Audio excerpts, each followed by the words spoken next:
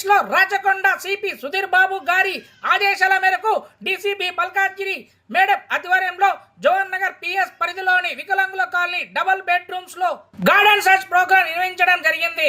ఇటీ ప్రోగ్రామ్ లో వికలాంగుల కాలనీలో 24 బ్లాక్ లో సుమారుగా 200 ఇండ్లు తనిఖీ చేయడం జరిగింది. ప్రతి ఒక్క ఇంట్లో ఉన్న వ్యక్తిని చెక్ చేసి ఆధార్ కార్డు మరియు వారి వాహనాల యొక్క డ్రైవింగ్ లైసెన్స్ ఆర్సీ తనిఖీలు చేయడం జరిగింది.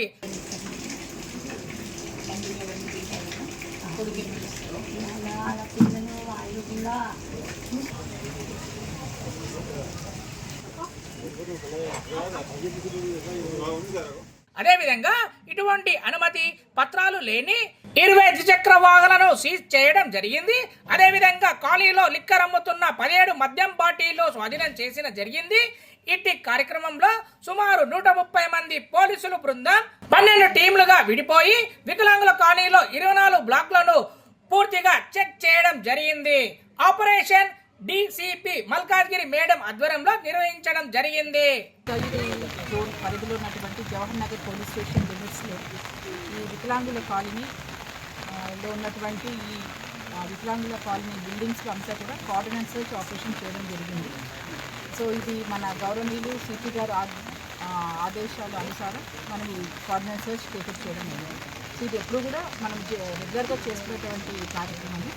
సో ఇప్పుడు మనకు కొన్ని ఏరియాస్లో గ్రే ఏరియాస్లో కొన్ని నైట్ ఇన్సిడెంట్స్ కానీ మార్నింగ్ కొన్ని ఆర్గ్యుమెంట్స్ చిన్న హర్ట్ కేసెస్ అట్లా అవ్వడం జరిగినప్పుడు కొన్ని ఆ ఏరియాస్ని మేము ఐడెంటిఫై చేస్తాము.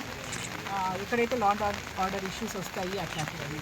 సో ఆ విధంగా మనము ఈరోజు ఈ కాలనీ టేకప్ చేసి ఇదే ఎందుకు చేస్తాము అని అంటే ఇది ఒక జవహర్ నగర్ అనేది ఒక మినీ ఇండియా. ఇక్కడ ఎక్కడెక్కడి నుంచో వచ్చి ఇక్కడ అందరూ కూడా అంటే లో రెంటల్ వాల్యూ అనుకోండి, అవైలబిలిటీ ఆఫ్ రెంటల్ స్పేసెస్ ఇక్కడ వచ్చి ఉంటున్నారు. సో ఓనర్స్ ఎక్కడో ఉంటున్నారు, ఫోన్ల మీద అయిపోతున్నాయి, రెంటల్కి ఇచ్చేస్తున్నారు. కొందరైతే అసలు ఓనర్స్ కూడా తెలియకుండా ఉంటున్నారు. ఇక్కడ ఉండి వాళ్ళు కొందరు మంచి పనులు చేసుకున్నా కూడా ఎవరో ఒకరో ఇద్దరో చేసేటటువంటి వేరే పనులకి చెడ్డ పేరు రావడం జరుగుతుంది ఏరియా కానీ అక్కడే సబ్సిక్వెంట్గా మన తెలంగాణ రాష్ట్రంలో కానీ. సో ఇట్లాంటివన్నీ ప్రివెంట్ చేయడానికి మొత్తము జోన్ పరిధిలో ఉన్నటువంటి పోలీస్ స్టేషన్ లిమిట్స్లో ఈ గ్రే ఏరియాస్ అన్నీ కూడా సెలెక్ట్ చేసుకొని వాటిని కూడా సర్ప్రైజ్ విజిట్స్ చేయడం జరుగుతుంది. అది ఏ టైం అన్నా కావచ్చు, అది ఎండ ఉండొచ్చు, వర్షం ఉండొచ్చు, రాత్రి అవ్వచ్చు, పగలవచ్చు, రాత్రి ఏ టైం అన్నా అవ్వచ్చు. మాకు ఎప్పుడైతే పోలీస్కి అనుమానం ఉంటుందో అలాంటి ఏరియాస్ టేకప్ చేసుకొని అలాంటి ఎవరైనా బ్యాడ్ క్యారెక్టర్స్ ఉంటే వీడౌట్ చేస్తాము. ఆ విధంగానే వాళ్ళు యూజ్ చేసేటటువంటి వెహికల్స్, తర్వాత వాళ్ళ ఇంట్లో ఉండేటటువంటి పరిస్థితులు, తర్వాత వాళ్ళ మనుషులు వాళ్ళందరినీ కూడా చెక్ చేయడం జరుగుతుంది. ఏ కాస్త అనుమానం ఉన్నా కూడా వాళ్ళందరినీ వెరిఫై చేసి వాళ్ళని తగినట్టు ఒక యాక్షన్ తీసుకోవడం జరుగుతుంది. సో ఇవాళ దాదాపు 130 మంది స్టాఫ్ తోటి ప్లస్ 2 ప్లెటూన్స్ తో ఈ coordinate search operation with 16 officers take up చేయడం జరిగింది. సో ఈ 2 hours ఆఫ్ సర్చ్లో మనకు దాదాపు ఒక 17 వెహికల్స్ నంబర్లెస్, దానికి ఒక ఓనర్షిప్ కానీ దానికి ఒక నంబర్ కానీ ఏమీ లేని ఒక 17 సీజ్ అయినాయి. ఆ విధంగానే ఈ లిక్కర్ బాటిల్స్ కూడా ఒక 2 హౌసెస్లో దొరికాయి.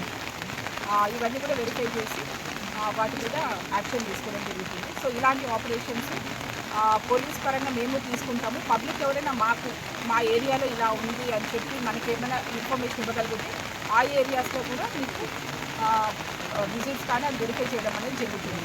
సో పబ్లిక్ అప్పీల్ ఏంటంటే మీరు ఎవరైనా స్ట్రేంజర్ ఉన్నారు అని అంటే మీరు అన్ని ఇల్లు అడ్డంకివ్వండి. మీ చుట్టుపక్కల పరిసరాలు మీరు ఉన్నటువంటి పరిసరాలు ఏదైనా అనుమానాస్పదంగా మనుషులుగా అనిపించినా అలాంటి పనులు చేసినా కూడా దయచేసి పోలీసులు ఇన్ఫార్మ్ చేయండి, డైరీ కంప్లైంట్ చేయండి. సర్టన్లీ మేము వస్తాము, యాక్షన్ తీసుకోండి.